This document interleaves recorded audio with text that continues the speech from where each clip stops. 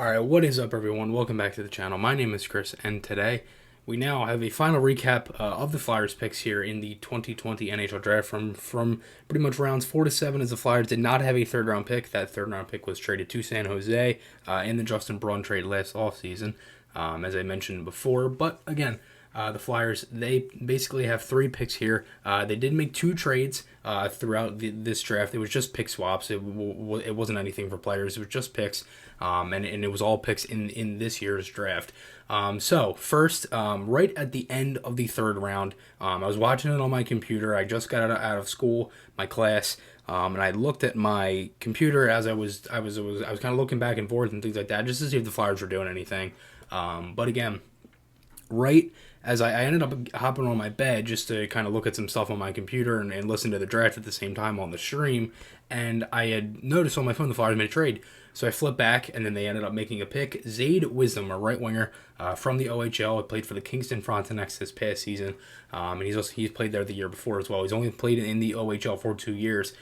He is looked at as a very tough player to play against, a complete player, which is very interesting to hear. It definitely reminds you of somebody that I actually will mention, as he tweeted about this player, Wayne Simmonds, right? And it's also a guy that, you kind of look at a player like this as somebody you want to have on your team, and he's a pain to play against if you're an opposing team coming in.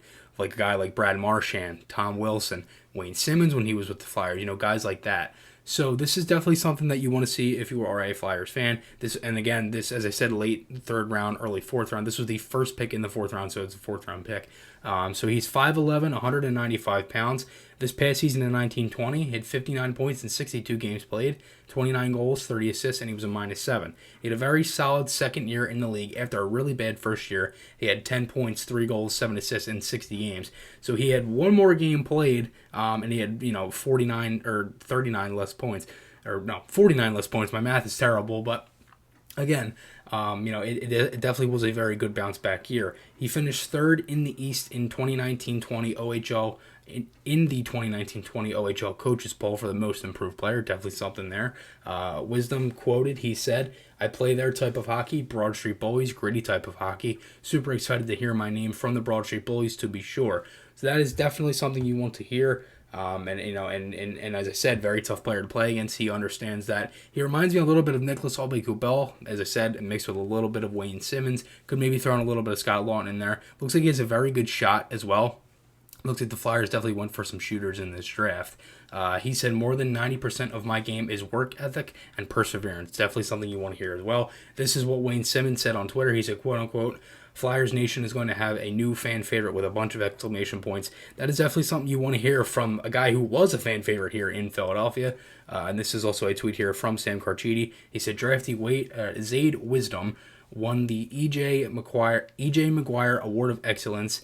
It is presented annually by the NHL to a candidate who best exemplifies commitment to excellence through strength of character, competitiveness, and athleticism. In 2015, when the Flyers had a very good draft, Travis Konecny was the first winner of the award." So it definitely is something that you really want to. It's something you really want to put into consideration. He looks like he's a very hard-nosed player. Definitely works for every shift he has. He looks like a guy that really could turn out to be maybe he can maybe turn into a grinder, maybe a little bit more offensive upside. We will have to see. Now the thing is like you can't really look at what these players are. It's kind of just like a little bit of it's obviously just speculation and things like that, and what we've heard from really some of the experts and things along those lines, experts, analysts, whatever you want to call them. But again, I think it was a pretty good pick for the Flyers. It's obviously a guy they liked since they had traded up for him. I know Brent Flair's talked about, you don't always want to trade up, but if you have to, they will. So that definitely is something there.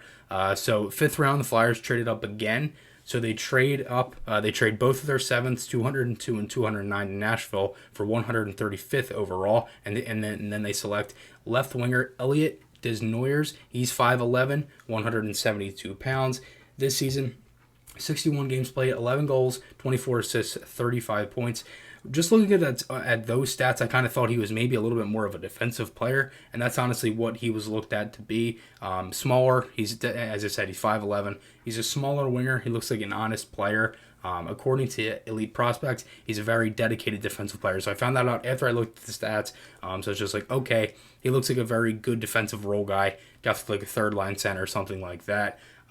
Elite Prospects Report also notes that Desnoyers played pretty far down his team's lineup in the QMJHL last year. He's going to get a much bigger opportunity to rack up points in Halifax this year. He already has 2 points, both assists in 2 games this season with Halifax.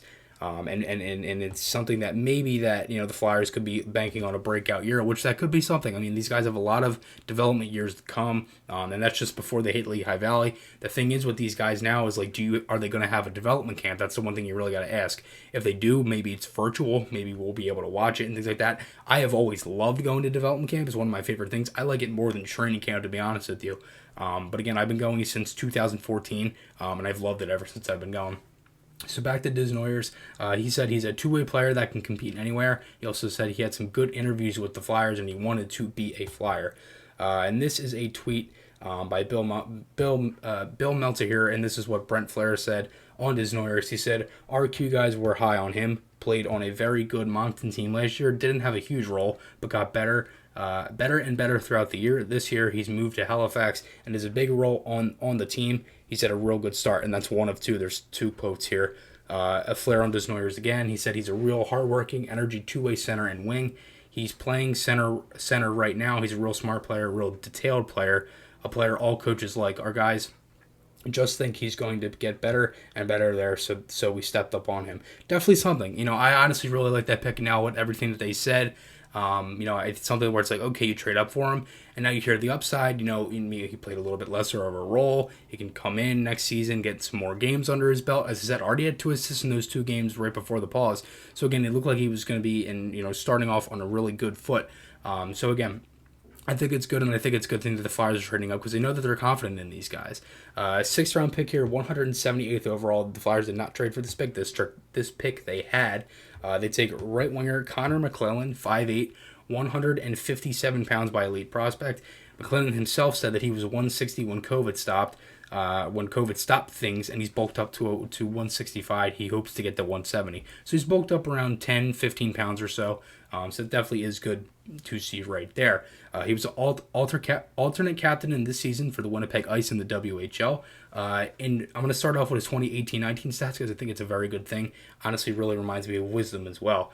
So 2018-19 stats, right? 46 games played, 14 goals, 15 assists, 29 points. Then in the offseason, plays for the Canada World Under-17 Hockey Challenge, has 5 games played, 8 goals, 3 assists, 11 points. Whoa, it looks like he's getting better. 2019-20, plays 4 less games than 18-19, 42 games played, 21 goals, 28 assists, 49 points. Huge jump, 4 less games, 20 more points, and he looks really good. So, again, it's a very good season for him. And again, the Flyers, they take the WHL winger as head coach. The head coach of the Winnipeg Ice is James Patrick, which is Nolan Patrick's uncle. So that is something there. He did have a collarbone injury that came before the pandemic, and McClennon himself said he models his game after Alex DeBrincat, calls himself more of a shooter. Also said he had a couple conversations with the Flyers and his agent Kevin Epp did as well. McClennon said it's a huge honor to be drafted by the Flyers. So let me know what you guys think below on these 3 picks. You got Wisdom, Desnoyers, and now McClennon. Let me know what you guys think. The Flyers take 4 forwards out of their 5 picks, and then obviously the defenseman being Emil Andre. I think it was a very good draft for the Flyers. I do. Obviously, time will tell what happens with these players, but I think just with the way that they traded up for them, they knew they were confident in these guys. I think, the comeback seasons for Wisdom and McClennon are definitely something that you really want to put into consideration, and hopefully that really boosts their development moving forward. So let me know what you guys think below on that. And again, it was a very nice draft. I did enjoy it. I hope you guys enjoyed the coverage. I've been getting a lot of views lately, and I got a couple more subscribers. I got some very nice comments. So I thank you all for the support. And again, guys, remember, podcast articles, those links are on my channel. Hope you guys enjoyed this one. I'll see you guys in the next one, and goodbye.